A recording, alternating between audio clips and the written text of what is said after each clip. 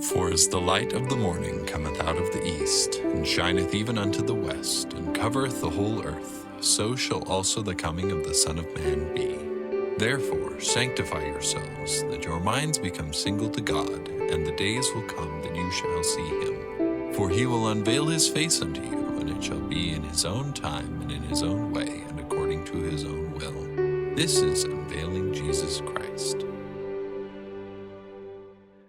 Hello and welcome to another podcast on Unveiling Jesus Christ. I'm John Cassanet. Today we're going to continue our discussion of the 7 trumpet plagues. We've now covered plagues 1 and 2 in the last 2 podcasts, and it's time for the 3rd trumpet plague. This 3rd trumpet plague is similar to the 2nd trumpet plague that was a plague upon the oceans. Today, the plague is upon the earth's freshwater systems. The discussion will focus on Revelation 8, verses 10 and 11. As we go from the saltwater to freshwater plague, I'm reminded of my days as an aquarist. That is, a keeper of fish in an aquarium. So I used to have this 150-gallon saltwater tank. It was very beautiful, but it was also very labor intensive. So I switched to a freshwater tank, which was not nearly so pretty, but a lot more labor friendly.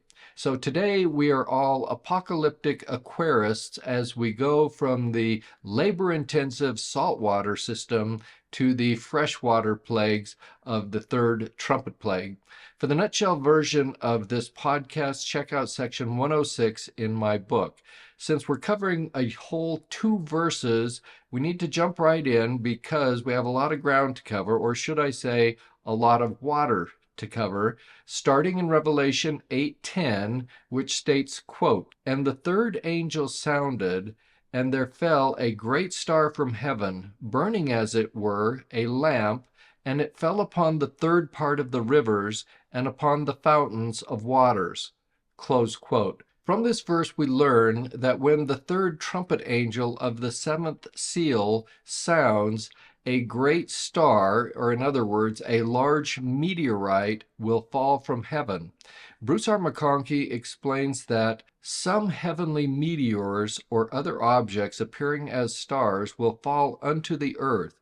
Indeed, the events of that day shall be so unprecedented and so beyond human experience that the prophets are and have been at an almost total loss for words to describe those realities pressed in upon them by the Spirit of revelation. Close quote. This meteor will strike the Earth's landmass with great force. Why the landmass? Because that's where we find the fresh water rather than the saltwater oceans.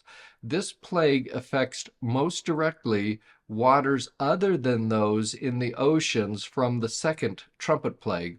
As with the other 2 plagues already discussed, this will be a literal plague upon the earth.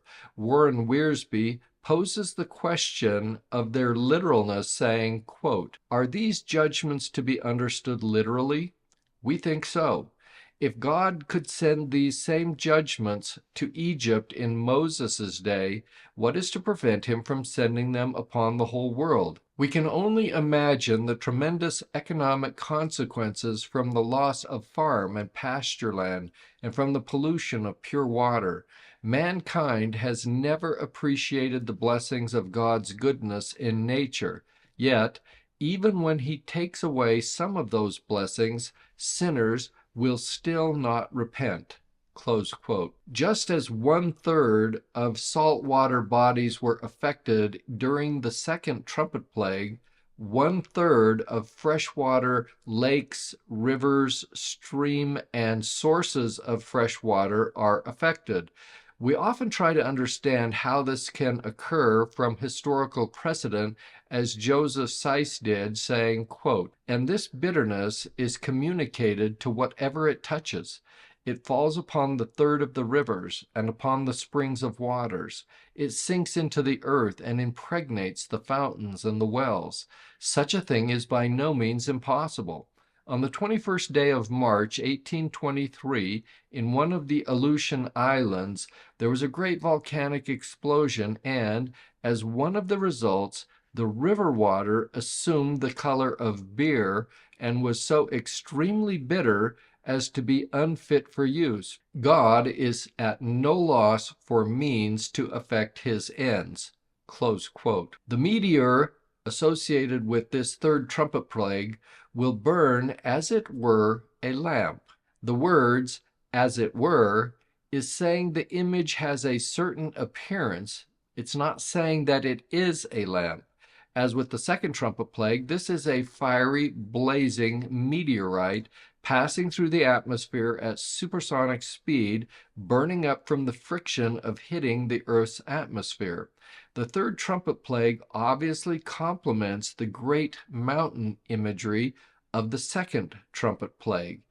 In Revelation 8:7, we find that the great mountain was cast into the ocean, and you can check that out in my last podcast of the second trumpet plague. The great star in Revelation 8:10 that we're talking about today has several different interpretations. Some scholars say it will be a comet. It will have this trail of gas and particles that fall and poison the freshwater systems. Others say that this describes the effects of a nuclear bomb. Others incorrectly say that it represents a notable warlord or a fallen leader of the church or state in world history.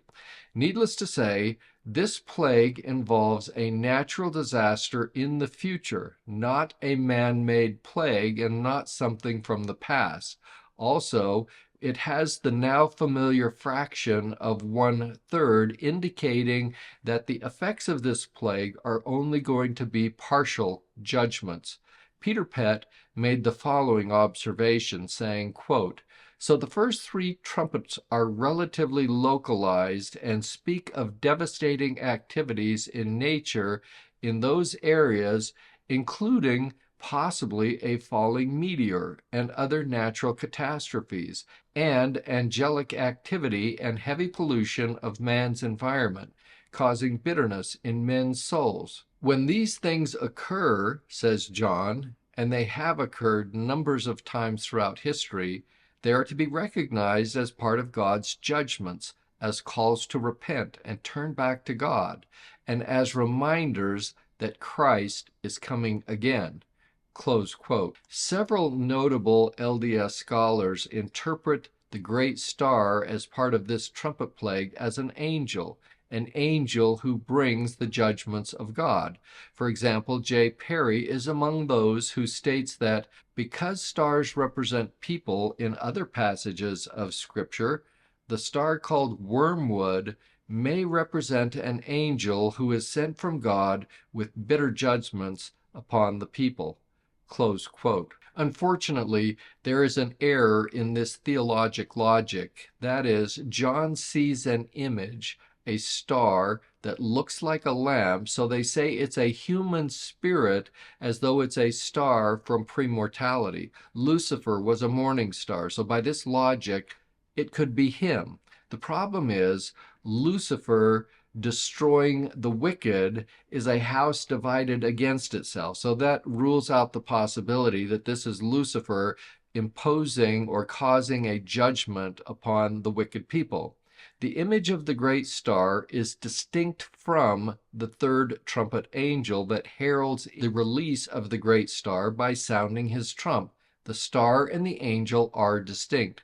When John wants a star to represent a person, he knows how to do this. He did it in Revelation 9:1, where the fifth angel sounds his trumpet to begin the first woe, saying, quote, "And the fifth angel sounded, and I saw a star fall from heaven unto the earth, and to him was given the key of the bottomless pit." Close quote. So Revelation 9:1 is something that we're going to get to in due course. But note the difference in Revelation 9:1, where John saw the image of a fallen star in the past tense and refers to that fallen star as a him.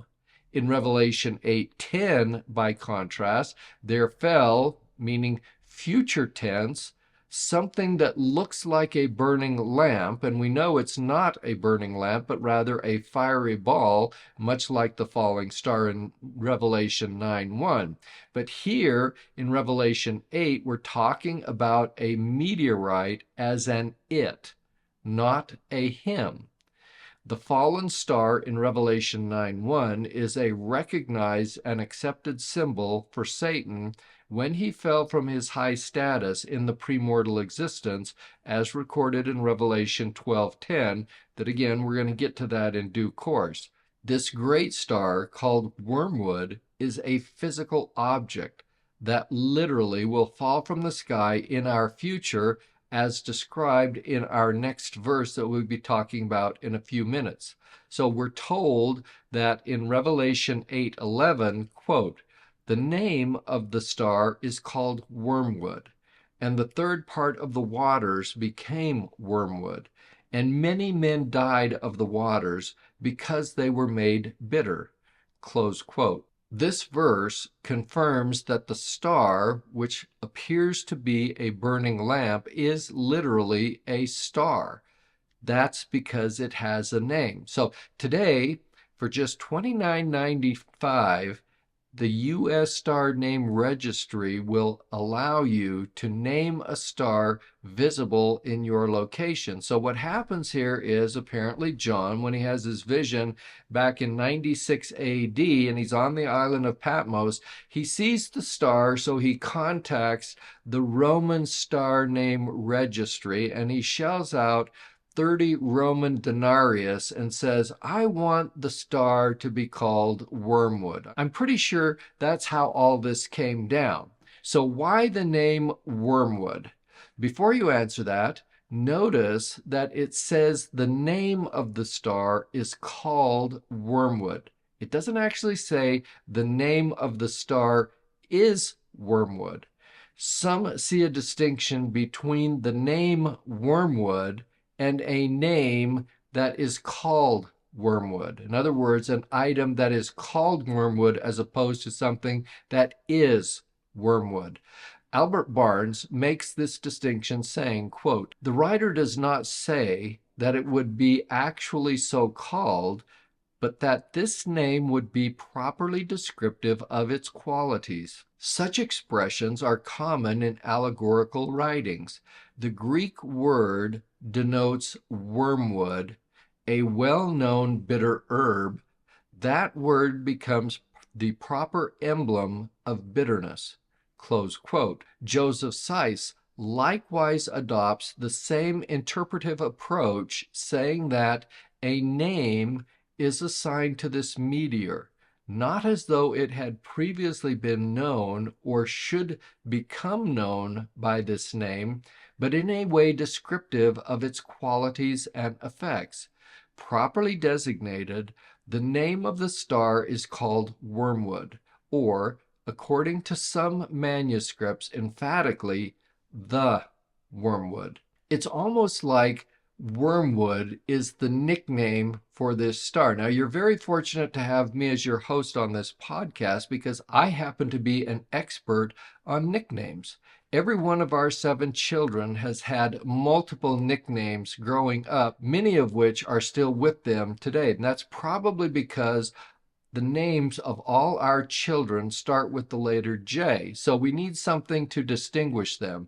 The nicknames were only semi-permanent and they evolved over time. So for example, our first daughter was called by Jan, my wife, Bon Truganuga. Now, don't ask me how to spell that, and don't ask me where it came from. I'm an expert on nicknames, but I'm not an expert on spelling. So by the time Bon Truganuga was in middle school, I had begun to call her Iguana. Then one day I thought, as a practical joke, I would call her Guano, which for those of you who know anything about bats will recognize that guano is bat manure. So I called her that and she didn't react. So I kept calling her Guano for a year or more. It may have even been a couple of years that she was officially Guano. Then one day she comes home just as mad as a hornet. because she found out the meaning of her nickname and she said, "Do you know what that means?" And I said, "Of course I do." "You knew, and you're calling me bat poop the whole time." And I said, "Well, I just wanted to see how long it would take you to figure it out." So she stormed out of the room and she was so mad at me, and I'm sitting there dying laughing. Well, ever since then, when we talk about nicknames, she reminds me of just how mad she was, and she's not sure she's completely forgiving me yet either, and she's more comfortable today with the name of Jilly Queen rather than Iguana or Iguano. That's her nickname as of this recording. She's now Jilly Queen. So at any rate, back to the wormwood nickname. The star has a name, perhaps given by the International Astronomical Union, or the IAU, which is the recognized authority for star naming. Commercial star names are those that you can purchase online. They're not really recognized by the IAU. So the name of an actual star that we're using the nickname of wormwood could actually be SDSSP J153259-003-944.1. What a great name. Why didn't we name our children that? So at any rate, the SDSSP is a designation from a particular sky survey followed by various celestial coordinates showing ascension, declination, blah, blah, blah. The point is that this great burning star, whatever its name might be from the IAU, falls to Earth and picks up its metaphorical nickname because the waters it affects turn to wormwood. Fawcett's Bible Dictionary defines the meaning of wormwood saying, quote, "metaphorical for bitter sorrow and evil with its bitter produce, or an apostate lurking in Israel and tainting others," rendered hemlock, and in the Greek absinthos. The star which fell at the third trumpet fell upon the rivers and made them wormwood. Close quote. Other dictionaries and encyclopedias state that wormwood symbolizes bitter calamity and sorrow. Thus, the nickname describes its bitter qualities. Actually, a wormwood plant is an extremely bitter and poisonous plant that can be fatal if swallowed. If consumed freely, it produces convulsions, paralysis, and death. Easton's Bible Dictionary states that wormwood is noted for its intense bitterness. It is a type of bitterness, affliction, remorse, punitive suffering. In Amos 6:12, this Hebrew word is rendered hemlock. In the symbolical language of the Apocalypse, a star is represented as falling on the waters of the earth, causing the third part of the water to turn wormwood. Close quote. Wormwood in a freshwater system, as described in Revelation 8:11, will essentially make those waters undrinkable. At a very minimum, it would be very bitter and distasteful. So the nickname is used figuratively to denote a bitter and deadly condition. Richard Draper gives us some context for the wormwood imagery, saying, quote, "This bitter herb belongs to the plant genus Artemisia, to which sagebrush and the spice tarragon also belong. The kind best known in the Near East is absinthe, of which there are 3 varieties, all growing in various places from Asia Minor to Egypt, and all having a very nasty taste. Even diluted in water at the rate of 1 to 16,000, it can still be tasted. Though it is not poison, it can produce severe headache and stomach cramps, and it does make water undrinkable. Its nickname, wormwood, an alteration of wormwort, comes from its medicinal use as a vermifuge or intestinal insecticide used to get rid of pinworms and tapeworms." Close quote. Now, I have to say that if you can taste wormwood, even diluted to 1 in 16,000, that's a little bit how I feel when somebody puts cilantro in some type of dish. I'm one of those people who dislike cilantro because it's basically wormwood. If there is so much as one tiny little part of a leaf, I can taste it. Now, fortunately, I don't go into convulsions, but the whole world will know how I feel when the third trumpet plague sounds and all the waters are wormwood, and everybody's going to be saying, oh, so this is what cilantro tastes like for Brother Cassinet. So that's why I have to put that in there. So in John's use of the term, the name wormwood is emblematic of death. Revelation 8:11 tells us specifically that many men died of the waters because they were made bitter. So here we have two scenarios. One, people drink and die from drinking the wormwood water, or two, people don't drink and die for lack of water. Now, I'm not saying that everyone dies who drinks, but keep in mind we have this ratio of 1/3 in the use of this particular plague. This plague will also cause other serious impacts to the environment. Warren Wiersbe suggests this connection, saying that if the people who drink from these waters are in danger of dying, what must happen to the fish and other creatures that live in these waters? And what would happen to the vegetation near these rivers? If the ecologists were worried about the deadly consequences of water pollution today, what will they think when the third trumpet blows? Close quote. I think we already know the answer to this rhetorical question. They're going to go bonkers, wanting to blame anyone but God. This is a judgment from God, and they will dismiss the possibility, and they will insist on some kind of man-made origin as poor stewards of the earth. There are multiple Old Testament prophecies which indicate that wormwood comes from God as judgment on the unrepentant. Joseph Seiss summarizes the ancient origins of wormwood, saying, if one meteor could turn the waters of the sea to blood, another may as readily turn the waters of the rivers and wells to the deadly bitterness of absinthe. Nay, something of this sort is indicated in the ancient prophecies where we read, because they have forsaken my law, which was set before them, and have not obeyed my voice, neither walked therein, but have walked after the imagination of their own heart. Therefore, thus saith the Lord of hosts, the God of Israel, behold, I will feed them with wormwood, and give them water of gall to drink. That's from Jeremiah 9, verses 13 through 15.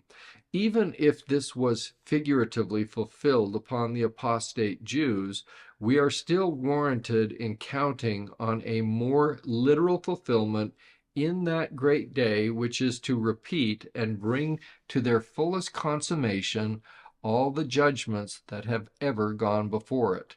Close quote. Interestingly enough, wormwood is mentioned 7 times in the Old Testament, always in connection with something bringing bitterness, sorrow, judgment on the wicked. So let's talk about the mechanics of this meteorite striking the earth and making freshwater systems deadly bitter. There are several scientific explanations for how this could occur. Some are very simple, but again, rely on man as the cause. For example, pollution, just in general, radiation, fallout from the nuclear weapons that could be going off at some point in our future. Others can explain this, that with a meteorite striking the earth, such an event could fracture underground aquifers and cause serious groundwater contamination. So I did a little bit of Wikipedia research, which I know can sometimes be dangerous, but I did find an article on the Chesapeake Bay impact crater, which states that, quote, until 1983, no one suspected the existence of a large impact crater buried beneath the lower part of the Chesapeake Bay and its surrounding peninsulas. Most important for present-day inhabitants of the area, the impact disrupted aquifers. The present freshwater aquifers lie above a deep salty brine, remnants of a 100 to 145 million year old early Cretaceous North Atlantic seawater, making the entire lower Chesapeake Bay area susceptible to groundwater contamination. Close quote. So here we have some historical precedent for what could lie in the future. What is said here makes logical sense from the standpoint of aquifers. Large meteors can also cause acid rain that could introduce wormwood bitterness into freshwater systems. One scientific article explains how this could occur, saying, quote, "The heat from the shock wave of the entering asteroid and reprocessing of the air close to the impact produces nitric and nitrous acids over the next few months to 1 year.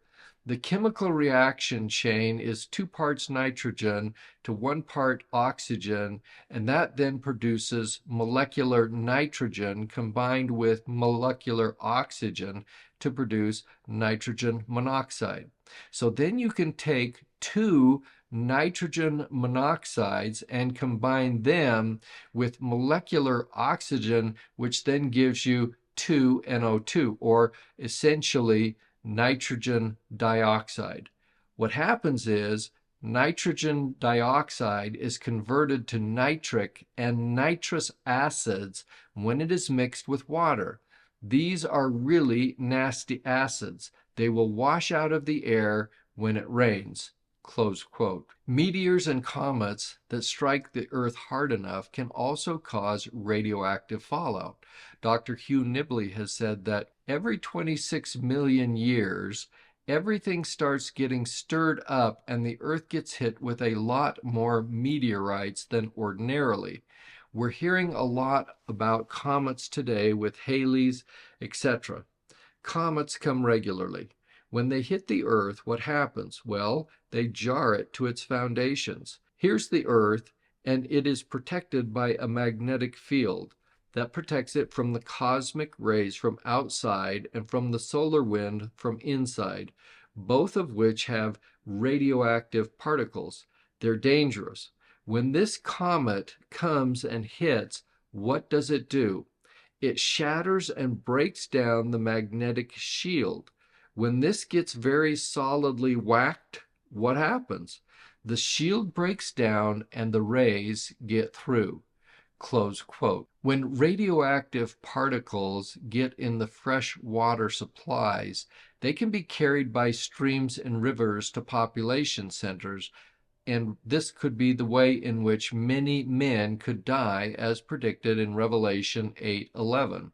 Another scientific journal called Natural News states that a study published in the Elsevier journal Anthropocene late last year has revealed that many of the rivers, streams, and other waterways located throughout coastal Japan have inadvertently become delivery systems for transporting radioactive waste directly from the stricken Fukushima Daiichi nuclear power facility into the Pacific Ocean.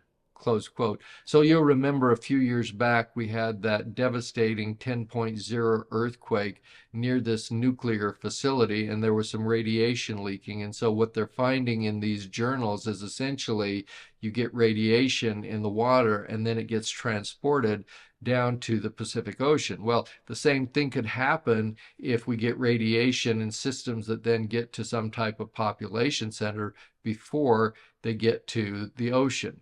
Notice that the third trumpet plague is the first time when men are specifically targeted. Things are getting worse and they're beginning to ramp up. The escalation is plainly apparent where during the first trumpet plague, only inanimate objects were affected, that is, the earth, the trees, and the grass. In the second trumpet plague, you have the plague upon both inanimate objects as well as death to the sea creatures. Now, here in the third trumpet plague, we get a fourth class affected, and that is namely mankind. And so we see this escalation occurring. So the bitterness and death caused by wormwood is kind of the reverse of the miracle recorded in Exodus 15:25, where God healed the bitter waters at Marah, which coincidentally means bitter. Matthew Henry describes the ancient circumstances, saying that at Marah they had water, but it was bitter, so that though they had been 3 days without water, they could not drink it because it was extremely unpleasant to the taste, or was likely to be prejudicial to their health, or was so brackish that it rather increased their thirst rather than quenched it. God provided graciously for them. He directed Moses to a tree which he cast into the waters, in consequence of which, all of a sudden, they were made sweet. Close quote. Here we have obviously an allusion to Christ being the tree of life as part of the miracle where the bitter waters at Marah were turned into pure and drinkable and refreshing water.